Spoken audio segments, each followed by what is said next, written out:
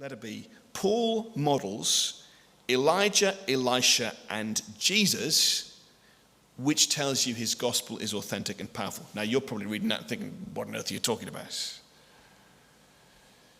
Well, every preacher's had it.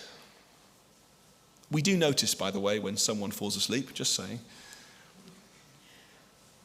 But we'll comfort ourselves, we preachers, with the knowledge that it even happened to the Apostle Paul. Verse 9, seated in a window was a young man named Eutychus, who was sinking into a deep sleep as Paul was talking on and on.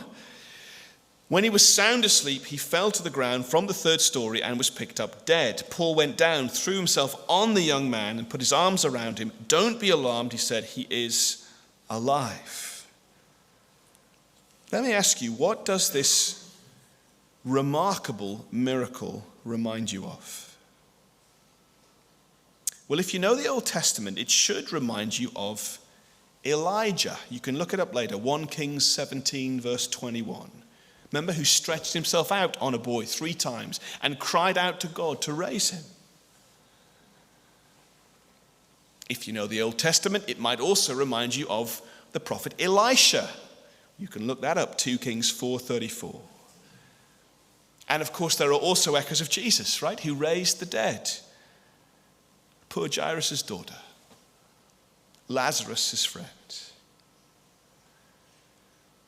And so here Paul is being shown to us, presented to us as being in the line of Elijah and Elisha and even Jesus. He's one like Elijah. He's one like Elisha. In other words, Paul is the real deal.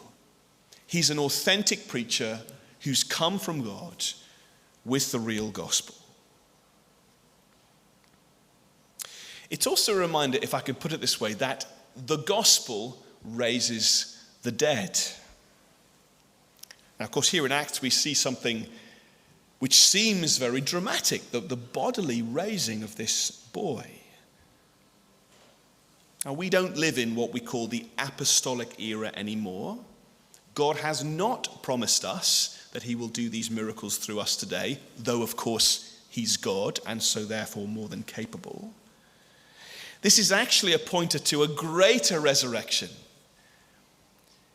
Here's the greater miracle. Every time someone turns to Christ, they come from death to life. They move from a state of spiritual death to life and vitality in the family of God. That's what the gospel does.